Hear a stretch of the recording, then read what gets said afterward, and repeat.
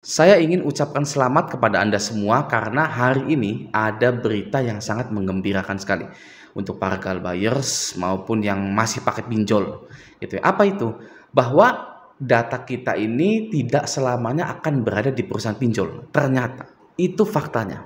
Ya, saya dapatkan fakta ini hari ini. Ya, mungkin ada banyak dari kita, wah ya data kita itu disimpan di database-nya pinjol, di perusahaan pinjol selamanya gitu. Ternyata tidak. Ya. Kenapa tidak? Karena dimusnahkan. Dan dimusnahkannya ini bukan hanya wacana dan lain-lain, tapi sudah menjadi peraturan. Ya, yang mana akan dilaksanakan. Begitu ya. Nah, jika data Anda dihapuskan, maka otomatis hutang Anda pun akan dihapuskan juga. Ya, alhamdulillah mungkin yang di atas menjawab doa kita tentang kesengsaraan rakyat-rakyat Indonesia terhadap pinjol ini.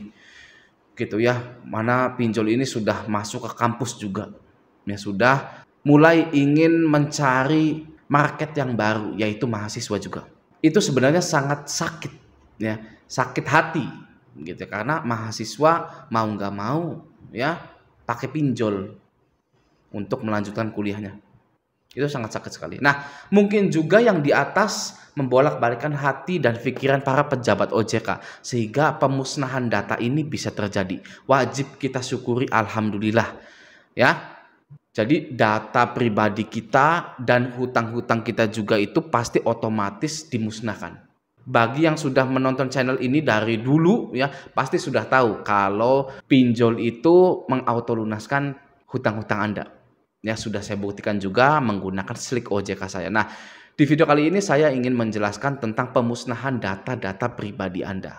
Oke, langsung kita simak peraturan tersebut. Nah, yang pertama saya ingin bahas dari Kementerian Komunikasi dan Informatika dulu atau Kominfo ya, bahwa yang namanya pemusnahan data itu real gitu ya, nyata adanya. Nah, ini akan saya klik dan filenya ini berupa PDF.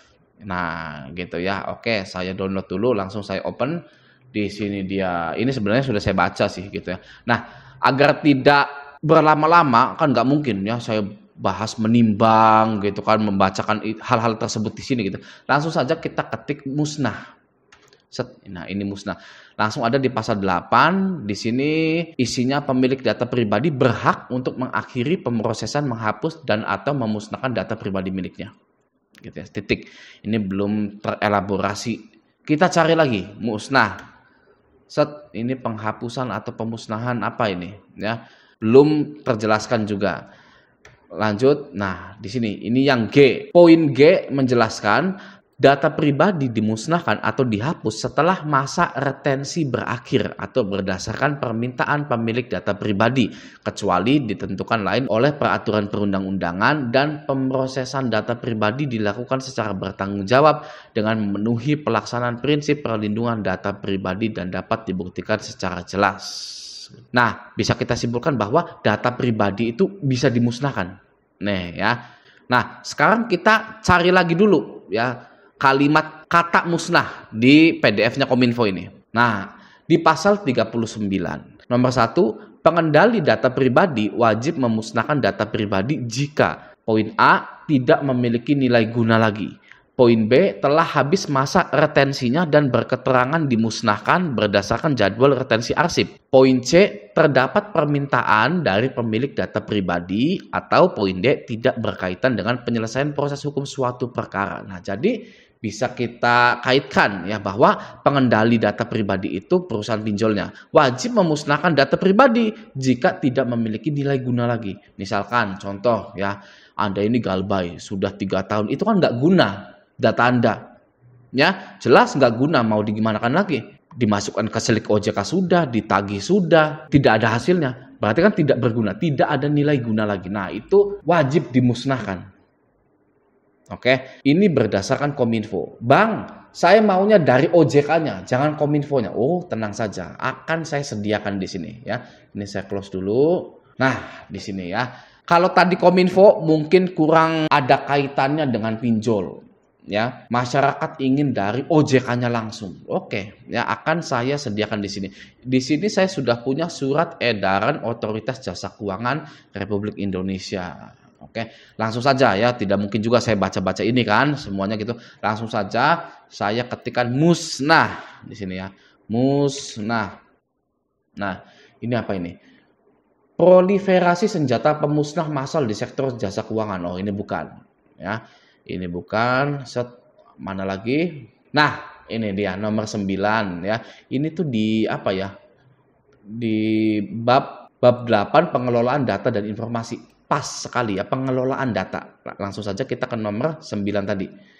Set. Nah, di sini ya. Mari kita baca. Data dan informasi pengguna yang dimusnahkan oleh penyelenggara harus memenuhi kriteria sebagai berikut. Poin A, memenuhi aspek retensi berdasarkan peraturan perundang-undangan dan kepentingan audit serta pemeriksaan dari otoritas pengawas dan pengatur sektor. Dan poin B, memastikan tidak ada data dan informasi yang tertinggal dan dapat dimanfaatkan kembali. Nomor 10, penyelenggara atau pinjol harus melakukan pencegahan adanya akses yang tidak sah terhadap data dan informasi. Nomor 11, penyelenggara atau pinjol ini harus menjaga kerahasiaan, keamanan, keutuhan, dan ketersediaan. Poin A, data dan informasi pribadi. Poin B, data transaksi. Dan C, data keuangan yang dikelolanya sejak data diperoleh hingga data tersebut dimusnahkan. Gitu. Jadi intinya pinjol harus menyimpan data informasi pribadi Anda, data transaksi Anda, pembayaran, pinjaman, dan lain-lain, data keuangan, hingga data tersebut dimusnahkan. Ini langsung dari OJK-nya nih ya, dimusnahkan. Anda sering nggak beli ketoprak, nasi goreng, dan lain-lain? Anda pernah lihat bungkusnya itu, bungkus yang paling pertamanya itu, biasanya itu adalah data-data penting. Ya, kalau di Indonesia itu masih seperti itu ya. Data-data yang ada materainya itu dijadikan bungkus nasi goreng atau bungkus ketoprak, bungkus makanan. Gitu ya. Nah, itu kalau menurut saya itu adalah pemusnahan data. Ya, karena sudah tidak ada nilai gunanya lagi. Nah, sekarang mari kita bahas yang di nomor 9 ini. Data dan informasi pengguna yang dimusnahkan oleh penyelenggara harus memenuhi kriteria sebagai berikut. Yang A, memenuhi aspek retensi berdasarkan peraturan perundang-undangan. Ini apa? Gitu kan ya. Kalau yang B kan memastikan tidak ada data dan informasi yang tertinggal dan dapat dimanfaatkan kembali. Itu sih gampang gitu ya, kita mudah memahami. Tapi apa sih memenuhi aspek retensi berdasarkan peraturan perundang-undangan dan kepentingan audit serta pemeriksaan dari otoritas pengawas dan pengatur skor itu? Nah, mari kita coba memahami hal tersebut. Saya akan menggoogling arti dari aspek retensi. Nah, saya sudah menggoogling mencari definisi dari aspek retensi dan di sini langsung ada di websitenya CNN Indonesia. Langsung saja kita buka ya. Nah, di sini CNN menjelaskan bahwa retensi adalah istilah yang kerap dijumpai dalam beberapa aspek. Salah satunya di dunia kerja bagi karyawan dan perusahaan. Sebenarnya apa sih itu retensi? Nah, menurut Kamus Besar Bahasa Indonesia atau KBBI, secara umum retensi adalah penyimpanan atau penahanan. Gitu ya. Kita scroll dulu ke bawah. Dari pengertian tersebut dapat diketahui retensi karyawan adalah upaya perusahaan untuk mempertahankan pegawai terbaiknya. Jadi mempertahankan, menyimpan gitu ya. Nah, untuk lebih memahaminya simak ulasan selengkapnya berikut ini yang dihimpun dari berbagai sumber. Nah, jadi bisa kita simpulkan aspek retensi di sini adalah nilai manfaat data pribadi Anda. Kalau menurut saya, ini ya, saya juga terinspirasi dari Kominfo tersebut. Ya, jika sudah tidak ada gunanya, maka data Anda itu akan dihapuskan. Sesimpel itu sebenarnya. Ya. Di sini harus memenuhi aspek retensi berdasarkan peraturan perundang-undangan dan kepentingan audit serta pemeriksaan dari otoritas. Nah, itu jika data Anda sudah memenuhi aspek retensi seperti tidak ada kejelasan pembayaran, tidak ada kabar dari Anda, tidak ada kabar dari nasabahnya, tidak ada kelanjutannya, tidak ada progresnya, maka itu akan dimusnahkan. Ya, seperti itu. Jadi, sekali lagi saya ucapkan selamat kepada Anda bahwa data pribadi itu akan dimusnahkan. Tidak selamanya akan berada di database-nya perusahaan pinjol. Gitu ya. Jadi selamat nih bagi yang galbay-galbay. Bagi yang galbay-galbay, stay galbay. Agar data Anda itu sudah tidak ada nilai guna manfaatnya lagi. Jika sudah tidak ada nilai guna manfaatnya, maka data Anda akan dimusnahkan.